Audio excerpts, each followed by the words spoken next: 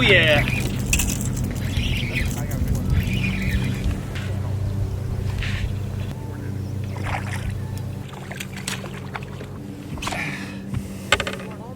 The good thing about fishing here in New England is once our lakes hit the 50s and above, a lot of these clear water lakes have nice trout populations in them. So today I'm going to show you one of my favorite recipes for trout and how to catch them. Let's do it.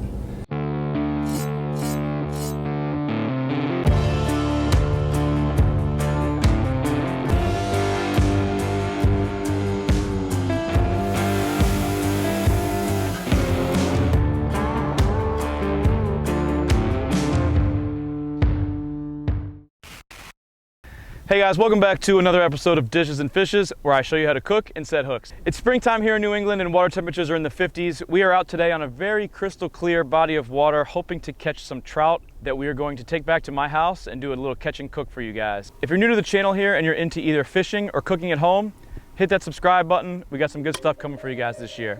Also check out my website, DishesandFishes.com. I'll have content uploaded there periodically, as well as homemade spinner baits, hair jigs, some merch. Just check it out. Stay tuned and let's get after it.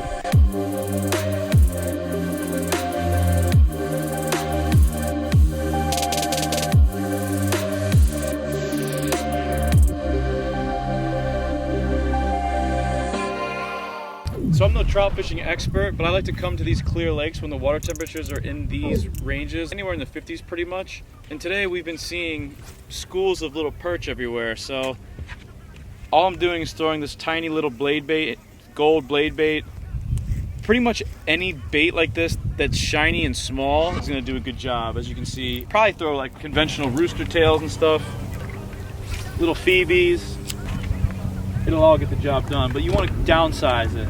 And right now we're fishing like 10 to 15 feet of water. That's where we're seeing them. And I'm really concentrating on two different retrieves.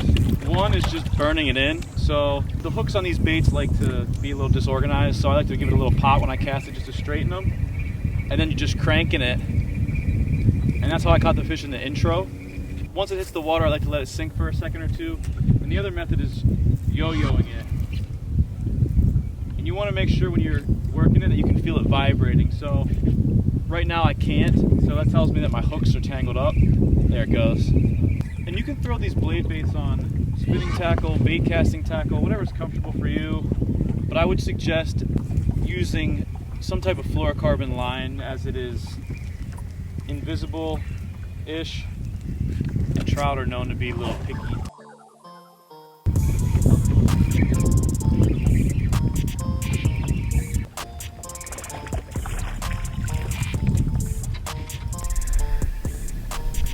This is like the 15-foot money zone. Oh yeah! These blade baits got its money's worth. Famous last words. Oh, there we go.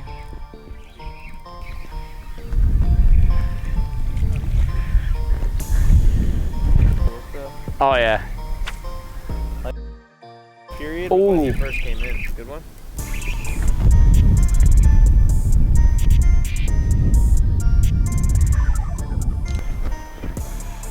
I keep getting bites over there, dude.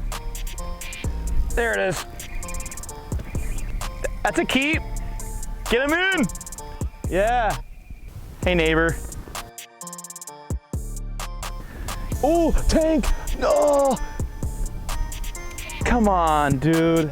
Oh, we got a perch squad rolling in deep. We need some more trout in the boats, boys. More trout in the boats, please. Look at this Hogwarts house. Next to the boat, I'm going in.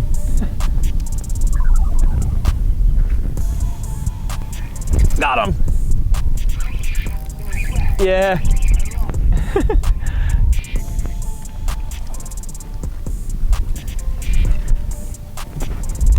You want a Capitan the boat? I just got crushed right in here. There it is.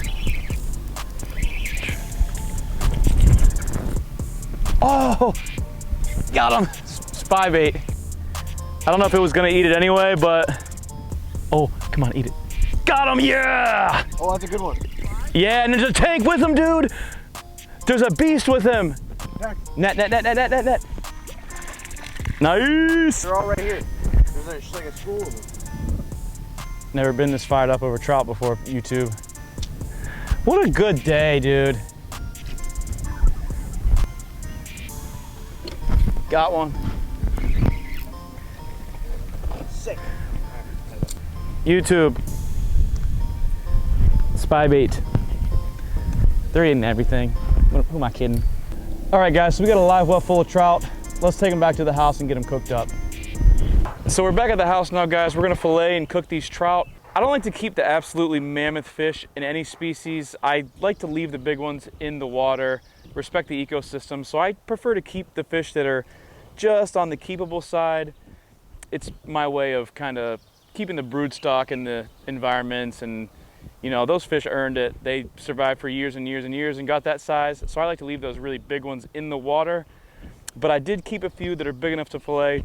So let's get into it. So you don't have to fillet trout. You can actually cook them gutted and whole if you want to, but I'm gonna start out by filleting these guys just the way that you would fillet any normal fish, by taking the tip of your knife, gutting down the backbone, poking the knife through once you get to the end of the fish, and then just carefully cutting out the tail nugget, as I like to call it. Then we'll kind of lift the flesh as we use the knife to cut back the fillet. Knife is doing all the work here, and it is just kind of gliding along the ribs and the bones. And we are left with a nice, beautiful trout fillet. And you can do a lot with this stuff. Grocery stores sell these trout fillets for like $8.99, $9.99 a pound sometimes. Those are the farm-raised trout. This is a nice wild-caught trout. And we have 3 trout total. So we will end up with 6 nice fillets to cook for dinner. So I'm going to go ahead and fillet the other 2 trout as well as this one, and set them in a Tupperware container where I can purge the blood out of them. I like to just cover them in water with about 2 teaspoons of salt and just kind of slosh them around. The water will start to turn red, and then I will just repeat this process until all the blood is gone. Make sure you don't leave them in the salt overnight. So normally I like to smoke trout, but because I found some beautiful morel mushrooms, we're going to do something a little bit nicer. So I'm going to start out with some fresh basil from the greenhouse that I work at. I'm going to just roll it up into a cigar and then chiffonade it. And then I'm just going to give it a rough chop and combine it with some goat cheese. Once I have my basil goat cheese, I'm going to take some slices of prosciutto and put a nice dollop of the herbed goat cheese on the end of that, followed by 3, 4, or 5 spears of asparagus. Depends on your supplies that you got on deck. I'm going to jam these pretty full because I have a lot of asparagus, so I'm going with 4 to 5 spears of asparagus in each bundle. And now for the other star of the dish, these beautiful morel mushrooms. If you're lucky enough to find these where you live, shoot me a DM and I would be happy to come taste test them for you. So in a hot cast iron pan, I'm going to melt some butter with a little bit of olive oil, and I'm going to dredge the morel mushrooms in some flour that I seasoned with salt, pepper, and garlic powder. And then I'm just going to fry them off one by one. You can bread anything this way and it's going to be good, obviously, but morel mushrooms just taste so magical like this. And to be honest, you can probably cook them any way you want. This is just how I've always done it, and they are very, very good, I promise you. So once they're browned in buttery deliciousness on all sides, take them out.